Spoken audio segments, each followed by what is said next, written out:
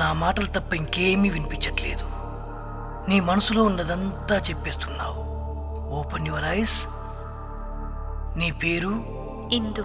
ఏ ఊరు? టెంకాడ. మా అక్క భానుమతి, మా బావ రామకృష్ణరాజు. అక్క బావ నన్ను ఎంతో గారాబంగా పెంచారు. మా అక్క నాకు సంబంధం చూసింది. నువ్వెన్నైనా చెప్పు, నా కాబోయే భర్త నాకు నచ్చాలి. కొన్నాళ్ళు అతనితో కలిసి తిరిగి మనస్ఫూర్తిగా నన్ను ప్రేమించేవాడని తెలిస్తే గాని నేను పెళ్లి చేసుకోను. ఇందు, మన కుటుంబం పరువేంటో తెలిసే మాట్లాడుతున్నావా? అలాగా దానిలాగా బజార్న పడి నీ ఇష్టం వచ్చిన వాడిని వెతుక్కుంటావా? కాదు, సిటీకెళ్ళి పరువుగా ఉద్యోగం చేసుకుంటాను. నచ్చిన వాడిని ప్రేమించి పెళ్లి చేసుకుంటాను. అబ్బో, చాలా దూరం వచ్చిందే. నువ్వెంత అరిచి గీ పెట్టినా ఈ సంబంధమే జరుగుతుంది. నేను ఒప్పుకోను. అంటే నిన్ను పెంచి పెద్ద చేసినందుకు ఇదా నువ్వు చేసే నిర్వాకం? చాలా కష్టపడి పెంచావు, థ్యాంక్స్. కావాలంటే నా వాటాలో ఎంత కావాలో తీసుకో. నోర్మయ్, నా పెంపకానికే వెలకడతావే నువ్వు. చూసారా ఇది ఎలా మాట్లాడుతుందో? అంత మీరిచ్చిన చనువు వల్లే. వాటా కోసం పెంచానా దీన్ని? వాటా కోసం పెంచానా నిన్ను? నువ్వు కొట్టు చంపు, నా నిర్ణయం మాత్రం మారదు. ఇందు, ఇంకా చిన్నపిల్లం అనుకుంటున్నావా?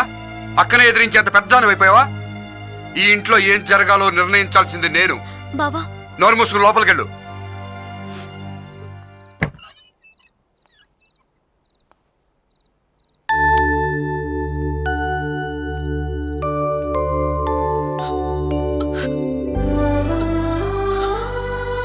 భాను, తన మనసు తెలుసుకోకుండా ఈ సంబంధం చూసి తప్పు చేశాం భాను. ఏంటండి మీరు కూడా? అవును భాను, తను చదువుకుంది, తెలివైంది. తన జీవితానికి సంబంధించిన విషయంలో నిర్ణయం తందే. అంటే దాన్ని ఒంటరిగా సిటీకి పంపించి చెడిపోమంటారా? 100 మంది మంచివాళ్ళైనా చెడేవాళ్ళని చెడకుండా ఆపలేరు. ఒక మంచివాడిని లోకమంతా కలిసినా చెడగొట్టలేదు. ఇందు మన పిల్ల, తన మీద నాకు నమ్మకం ఉంది. అయినా దాన్ని వదిలేసి నేను ఉండలేనండి. మనము హైదరాబాద్ వెళ్ళిపోదామా?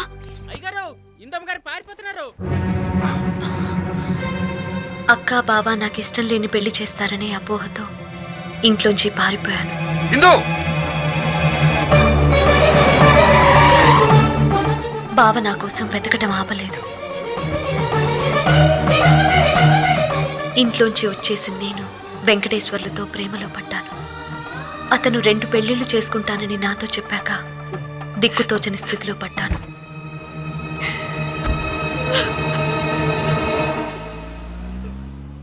ఎప్పుడు ఏ ఇబ్బందిలో పడతాను అని నీడలా నా వెంటే ఉన్నాడు మా బావ. బావా, ఊరుకోరా. ఇప్పుడేమైందని? మిమ్మల్ని కాదని వచ్చేసినందుకు నాకు తగిన శాస్త్ర జరిగింది. ఇక జీవితంలో అక్కకి నా మొహం చూపించలేను బావా. ఊరుకోరా, ఏడవకు.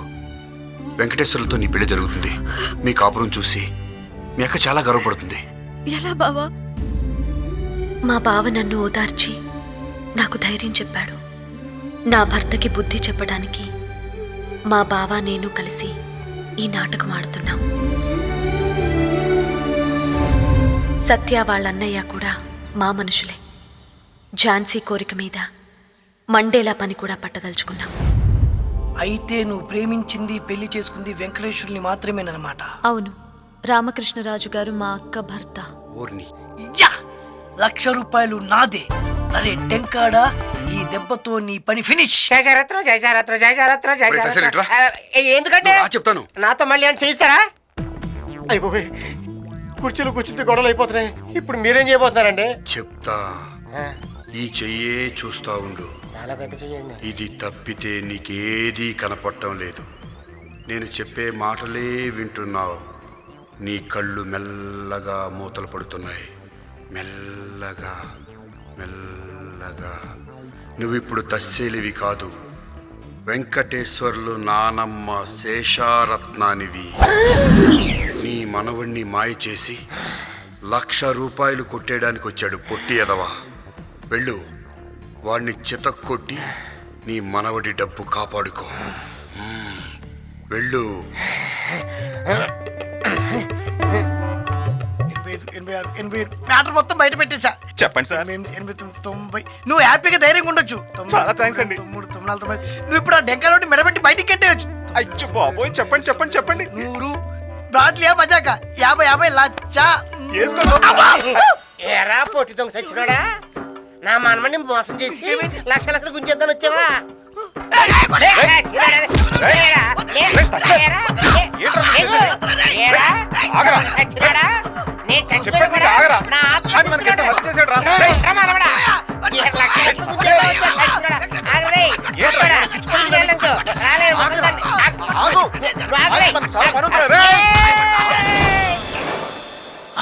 నువ్వు నిద్రపోతున్నావు, నువ్వు నిద్రపోతున్నావు, నువ్వు నిద్రపోతున్నావు.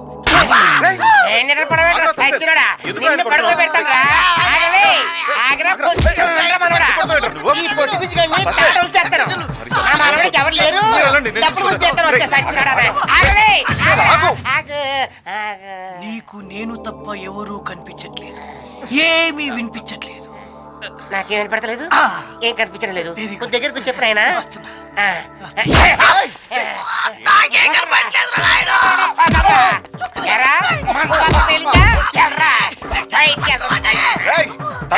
మతి చెడిందా?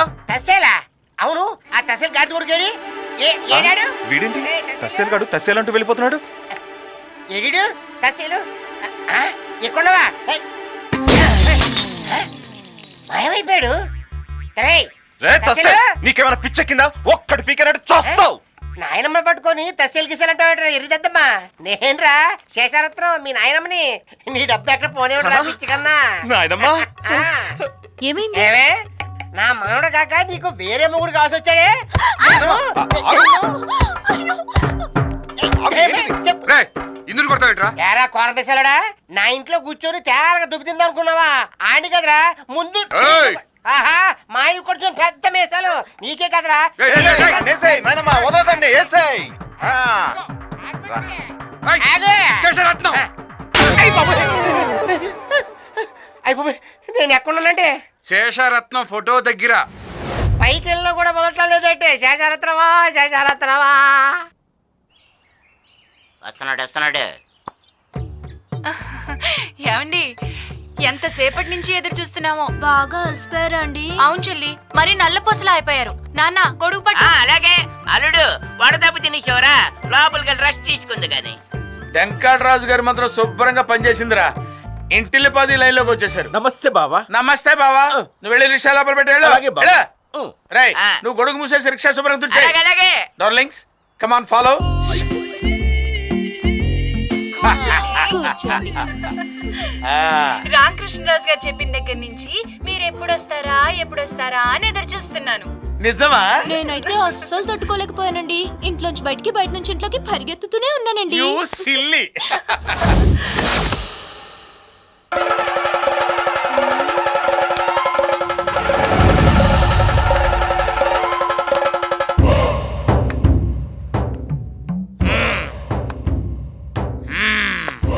ఏంటే నన్ను కొట్టాలని ప్లాన్ చేశారా?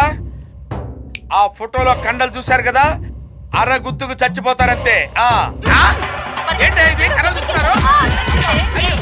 మరో దెబ్బే. అయ్యా, అయ్యో, అయ్యో, అయ్యో, అమ్మా, అమ్మా, అయ్యో, అయ్యో, అయ్యో,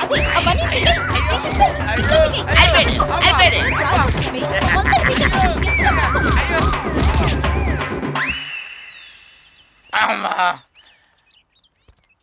నమస్కారం వెంకటరాజు గారు. ఏమైంది మండేలా? కొట్టేసి వదిలిపెట్టారు. అది అంత లెవెల్కి జరిగిందా? అవును బాబు, అలా జరగకూడదే. జరిగిందయ్యా. ఇంతకీ మీరు వాళ్ళకి ఏం చెప్పారండి? మీరిద్దరూ ఐకమత్యంతో అతన్ని జాగ్రత్తగా చూసుకోపోతే ఇంకో దాన్ని తెచ్చి వేరే కాపురం పెడతాడని చెప్పాను. యా అట్లా చెప్పారా? అందుకే వాళ్ళిద్దరు ఏకమయ్యారా? ఇద్దరితోనే తట్టుకోలేక చేస్తున్నాను. మూడో దాన్ని ఎక్కడ భరిస్తానంది? అవా అయ్యా.